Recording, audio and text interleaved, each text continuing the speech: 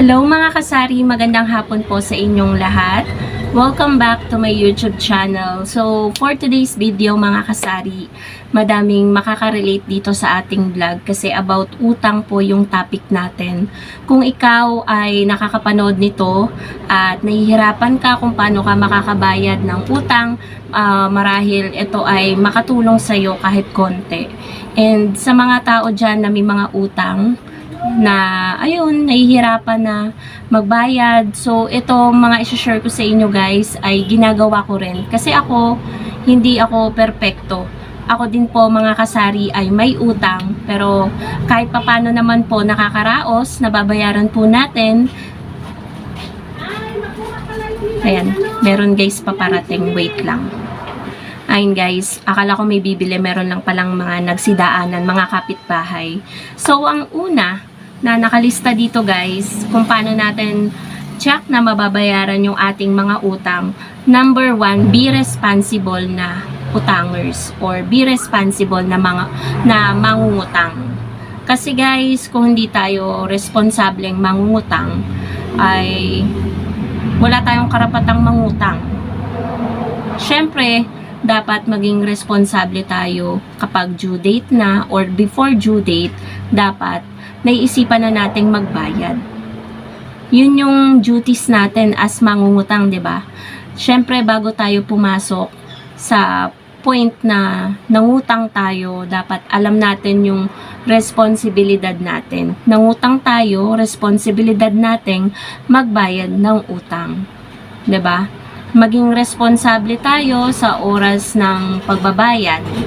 Kasi guys, yung mga nagpapautang naman sa atin, hindi lang naman pera yung pinahiram sa atin or kung ano man, syempre nagtitiwala po sila sa atin. Kaya tayo ay napahiram nila. Kaya wag po nating sisirain yung kanilang tiwala. Kaya maging responsable po tayong mangungutang.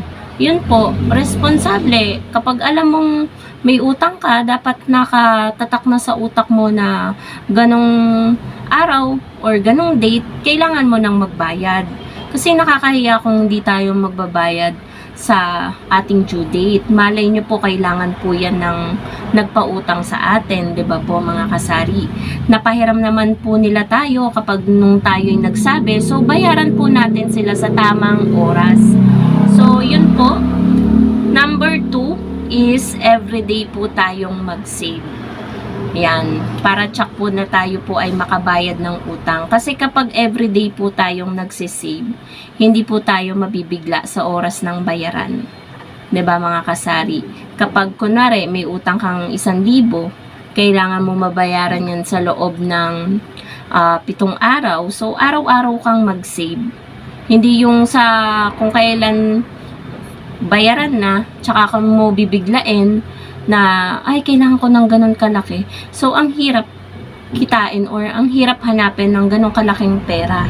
Kaya araw-araw, kung may natatabi, kung may extra dun sa budget, araw-araw tayong mag-save para hindi na rin masakit sa bulsa, 'di ba mga kasari?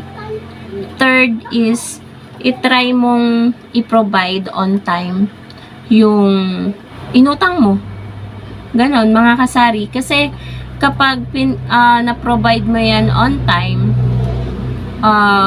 gaganahan kasi yung inutangan mo na kapag natapos mo yung una mong inutang, ay makakaulit ka kapag napoprovide mo lagi on time yung inutang mo. At yun yung maganda guys. Kasi kapag natapos mo yung unang inutang mo at maayos mong or matiwasay mong natapos, walang delay sa pagbabayad, ay gaganahan kang makaulit sa nagpautang sa'yo. Kasi mahalaga mga kasari na kapag nangutang ka, pahalagahan mo rin yung nagpautang sa'yo. Hindi yung kapag nangutang ka, ay okay lang naman yan na madali, mapera naman yan. Huwag pong ganun. Kasi lahat po ng tao, pinaghihirapan po nila kung ano man yung meron sila na pera. Kaya kanila pinautang, nakakaluwag-luwag sila. Dumaan din sila sa point na kapos, kaya alam nila yung pinagdadaanan mo kaya pinautang ka nila. Kaya wag po nating i-ano sa isip natin na ay okay lang ma-delay ako, mapera naman to. So wag pong ganun. Kahit mapera po yung inutangan natin, 'di ba mga kasari, matuto po tayong magbayad. Kasi inutang po natin 'yan. Kung hingi po 'yan, di hingi. Kung utang is utang, kailangan bayaran. So, i-try nating i-provide, 'di ba mga kasari, on time.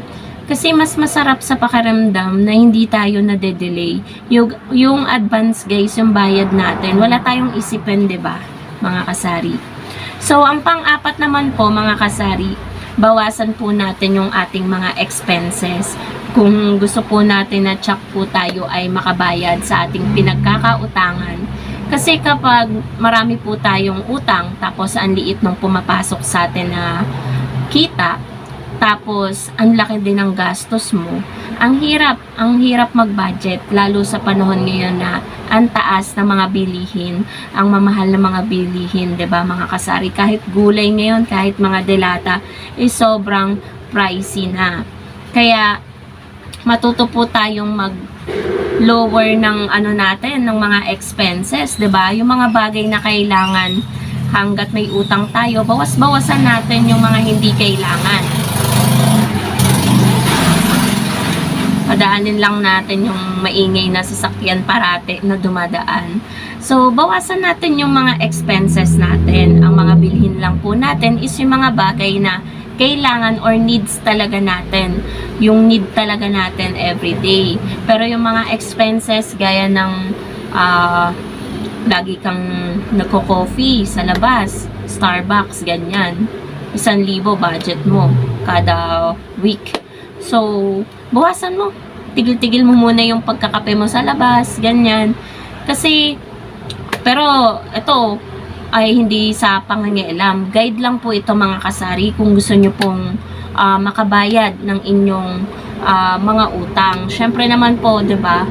So, nasa sa atin po yan bilang mangungutang, 'di ba?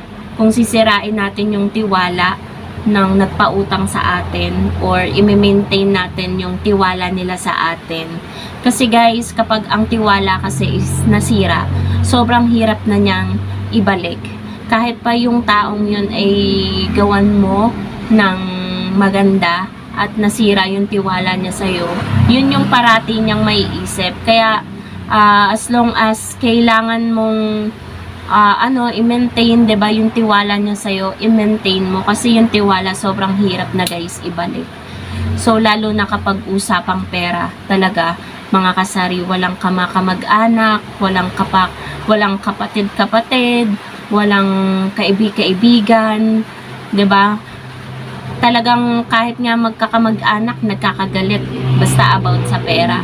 Kaya ayun po, wag po nating sirain yung tiwala ng mga nagpapautang po sa atin. So, yun lang naman po yung mga bagay na dapat ay tsak na meron tayo para mabayaran po natin yung mga pinagkakautangan po natin.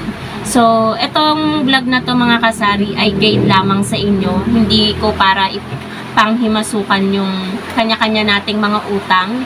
Lahat ng tao nagkakaroon ng utang. Kahit nga mayaman na tao ay nagkakautang. Depende na lang po yan sa atin na nangungutang kung paano po natin yan i-handle. So, itong mga sinabi ko naman sa inyo ay guide lamang po ito. So, dito ko na rin mga kasari tatapusin ang aking vlog kasi lumakas na po ang ulan. Siguro naman naririnig nyo.